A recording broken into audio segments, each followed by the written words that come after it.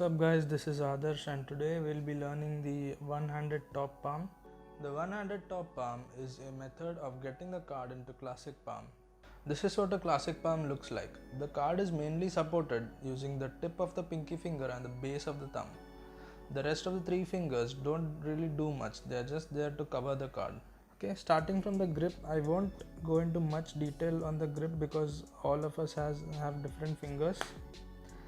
So you can pause the video and take a look at how I hold the cards, but we all have different fingers, so I would strongly recommend against it and you figure out the finger positions for your own.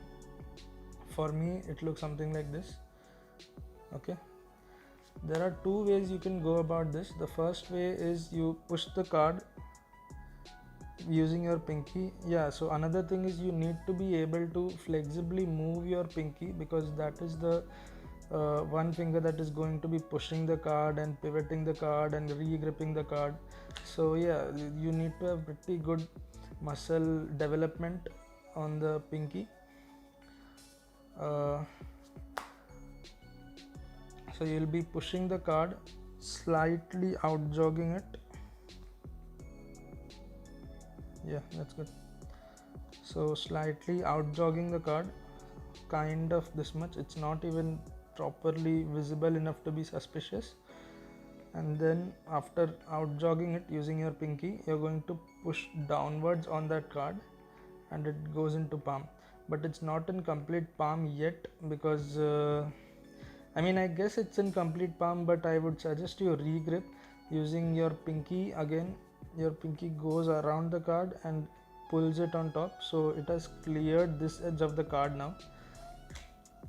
So the basic mechanics of how this palm works is you use your pinky to push the card and then you push downward using your pinky and the card pivots around the short edge of the deck. So it's from here and you push downwards, and make sure you push downwards and not sideways in any way. At least for me it's downward, because if I push sideways, the card does not go in proper palm, as you can see, and sometimes it will even fly out of control. I can't get it to fly out of control, but so the general idea is you need to push the card downwards and not in any other direction.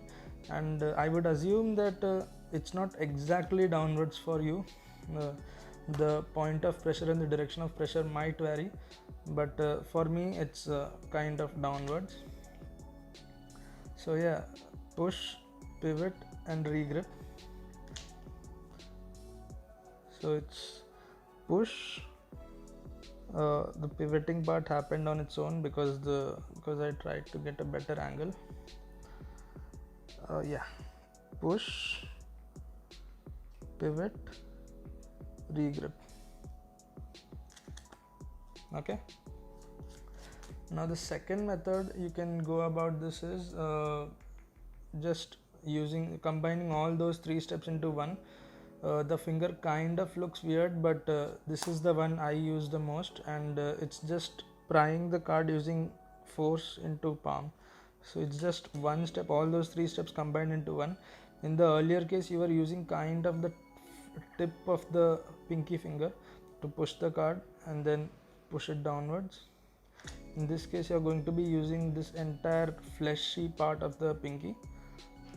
So you are going to get this part in contact with the card, push it and push it downwards, and then again re-grip. There's the move in itself is not a very complicated move. You just have to get used to the finger movements. So it's here, you have a bit of flesh in contact with the card and you just use complete brute force to pry the card into palm. Okay, so this is the second method. All these three steps are combined into one in the second way, and that is the way I use it. I palm most of the times. Using this palm you kind of get the weird finger movement, but I don't think it matters that much. The other thing is angles. For this particular slide you don't need to worry about angles much. The worst angle is from here when you're palming the card. So you can see the card go, and it's literally in motion. it's like 1 second the card is in view, and after that it vanishes. So all you have to do is, so I wouldn't worry about it, because in performance you'll be talking so much, you'll be misdirecting so much that it would not matter how the card goes into, I mean the duration where the card is in view would not matter much, provided your performance is good.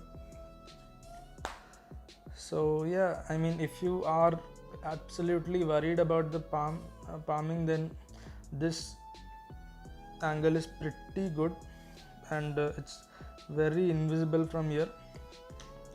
So you can hold the, if there are 2 or 3 spectators, this angle would be preferable, but if you have more than say 4, 5, 6 spectators, then I would say, if you are worried about the angles, I still would not say angles are a big issue, because you'll be talking and stuff, and you can just put it into palm and you're misdirecting with the other hand and stuff. But say you want to be completely invisible, I would suggest holding the cards here, and from this angle you're the only one who can see the card going into palm. The only way someone could see this going into palm was if someone was looking directly over your shoulder. And yeah, so this covers pretty much all angles, and seriously, you just need to misdirect them for 1 second. If you if you cannot misdirect your spectators for 1 second, try harder. Now one another touch is, I usually, after getting the card into palm, I put my index finger on top of the deck. It makes the hand look very, very innocent, and I honestly fool myself into wondering how a card would possibly be in a palm in this position. But yeah, it looks pretty good if you curl the index finger on top of the deck, something like this. Now once the card is in palm, the angles are pretty obvious: bad, good, bad, good. And how you hold the card in palm is also important. For that, just look at how your hand looks naturally. Obviously, when naturally, you'll have all these natural windows which you cannot afford to have when you have a card in palm. But yeah, so try not to have this hook when the card is in palm. Try to relax, because this is a more uncomfortable position, but it looks much more natural. This is not good. So just play around and look at how your hands look when you're not palming anything, and just place the card in palm then.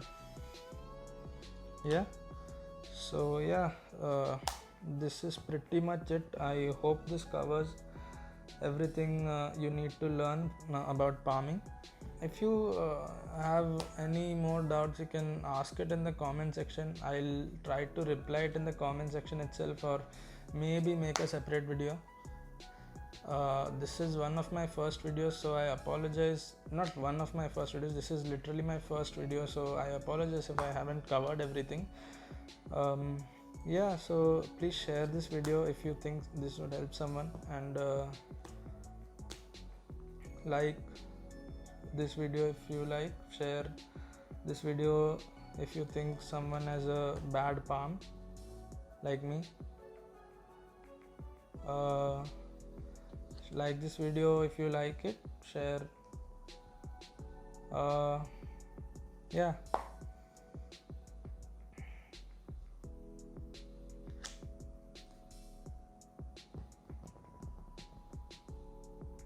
just like the video now, please.